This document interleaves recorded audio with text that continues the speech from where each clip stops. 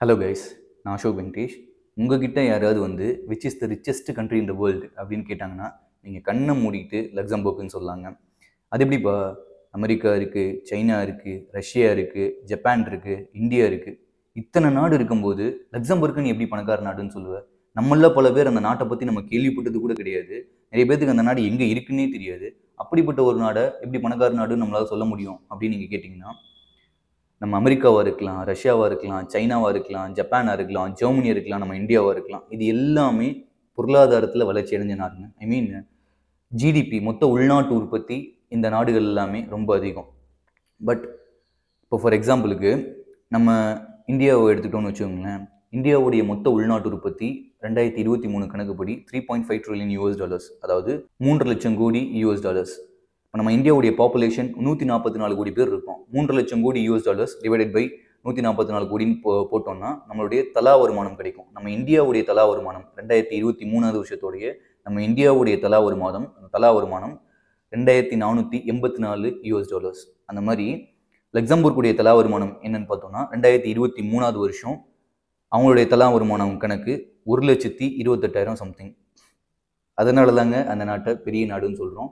அமெரிக்காவை விட, ஜப்பானை விட, ரஷ்யாவை விட, சைனாவை விட நம்ம இந்தியாவோட லக்சம்பர்க்கில் தலா வருமானம் ரொம்ப அதிகம். பணக்காரர்கள் அதிகமாக வாழக்கூடிய ஒரு கண்ட்ரியாக இருக்கிறனால அந்த நாடை பொருளாதாரத்தில் வளர்ச்சி அடைஞ்ச நாடுன்னு சொல்கிறோம். அந்த நாட்டுடைய மொத்த மக்கள் தொகை 6,70,000 பேர். இப்போ நம்ம சென்னை எடுத்துக்கிட்டோம்னு வச்சுங்களேன். சென்னை சிட்டியோடைய பாப்புலேஷன் என்னன்னு கேட்டிங்கன்னா 65,99,000. இதே நம்ம சென்னை மெட்ரோபாலிட்டன் சிட்டியோடைய பாப்புலேஷன் என்னென்னா, அதாவது சென்னை மெட்ரோபாலிட்டன்னா எது சென்னை மெட்ரோபாலிட்டன் கண்ட்ரோலுக்கு கீழே வரும்னா, greater Chennai corporation, Tambaram corporation, Kanchipuram corporation, Avadi corporation. இந்த 4 கார்பரேஷன் கண்ட்ரோலுக்கு கீழே இருக்க ஏரியாக்கள் எல்லாமே சென்னை மெட்ரோபாலிட்டன் சிட்டி கண்ட்ரோலுக்கு கீழே தான் வரும். இந்த மெட்ரோபாலிட்டனில் எத்தனை பேர் வாழ்ந்துட்டு இருக்காங்க அப்படின்னா 1,22,90,000 பேர் வாழ்ந்துட்டு இருக்கோம். யோசிச்சு பாருங்க, நம்ம சென்னை சிட்டியில் உள்ள மக்கள் தொகை எவ்வளோ, லக்சம்பர்க்கில் உள்ள மக்கள் தொகை எவ்வளோங்க?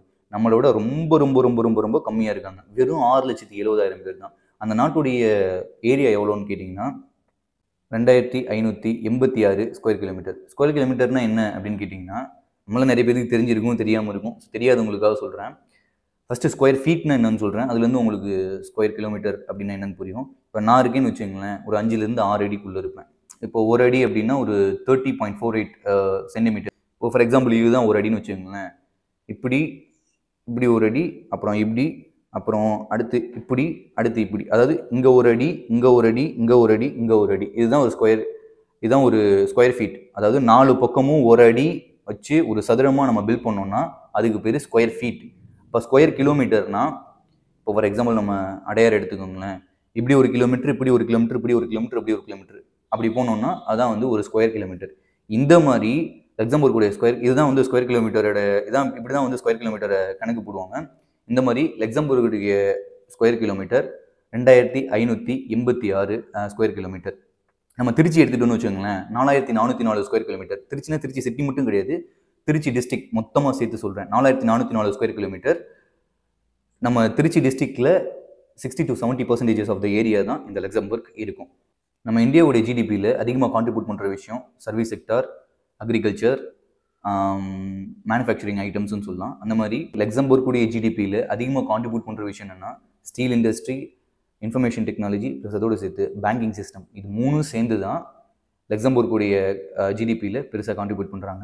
என்கிட்ட யாராவது பர்சனலாக வந்து யூரோப்பியன் கண்ட்ரீஸில் நீ எந்த கண்ட்ரி டூர் போவேன்னு கேட்டாங்கன்னா, நான் பர்சனலாக லக்சம்பர்க்கு தாங்க சொல்லுவேன். ஏன் லக்சம்பர்க்கு சொல்லுவேன்னா, அங்கே டோட்டலாக டிரான்ஸ்போர்ட்டேஷன் செலவு ஃபுல்லி ஃப்ரீ. பப்ளிக் டிரான்ஸ்போர்ட் ட்ரெயினாக இருக்கலாம், பஸ்ஸாக இருக்கலாம், ஃப்ரீங்க. அந்த நாட்டை நம்மளால் ஃப்ரீயாகவே சுற்றி பார்த்துக்க முடியும். அந்த நாட்டில் வந்துட்டு ஐடி, பேங்கிங், ப்ளஸ் அதோடு சேர்த்து ஸ்டீல் இண்டஸ்ட்ரி, இது 3 மட்டும்தான் இருக்குது. என்கிட்ட யாராவது வந்து அந்த நாடு ரொம்ப ரொம்ப சின்ன நாடு, திருச்சியிலேயும் பாதி தான் இருக்குன்னு சொல்கிற, அந்த நாட்டில் நீ என்ன போய் பார்க்க போகிற, அங்கே போய் நீ என்ன பார்ப்ப அப்படின்னு யாராவது என்கிட்ட வந்து கேட்டாங்கன்னா, அந்த நாட்டுடைய ஜிடிபி தாங்க நான் பர்சனலாக பார்ப்பேன். நீங்கள் எதை அந்த நாட்டுக்கு போனீங்கன்னா பார்ப்பீங்கன்றதை கமெண்ட்டில் சொல்லுங்கள். நான் பர்சனலாக ஏன் ஜிடிபியை பார்ப்பேன்னா, ரொம்பவும் சின்ன நாடு, 8,500 கோடி யூஎஸ் டாலர் அளவுக்கு அவங்களுடைய எக்கானமி இருக்குது. அந்த நாட்டில் எப்படி ஒரு வருஷத்துக்கு இந்த அளவுக்கு மேனுஃபேக்சர் பண்ணுறாங்க, ஸ்டீல் மேனுஃபேக்சரிங் எப்படி நடக்குது, ஐடி எப்படி ரெவன்யூ ஜென்ரேட் பண்ணுறாங்க, ப்ளஸ் அதோடு சேர்த்து பேங்கிங் சிஸ்டம் எப்படி வேலை செய்யுது, இதை தான் நான் பர்சனலாக அந்த நாட்டுக்குள்ளே சுற்றி பார்ப்பேன். நீங்கள் எதை பார்ப்பீங்க அப்படின்றத கமெண்ட்டில் சொல்லுங்கள். இந்த வீடியோ உங்களுக்கு பிடிச்சிருந்துச்சுன்னா லைக் பண்ணுங்கள், சப்ஸ்கிரைப் பண்ணுங்கள், உங்களுடைய ஃப்ரெண்ட்ஸுக்கு ஷேர் பண்ணுங்கள். தேங்க்யூ ஃபார் வாட்சிங் this video. Have a great life.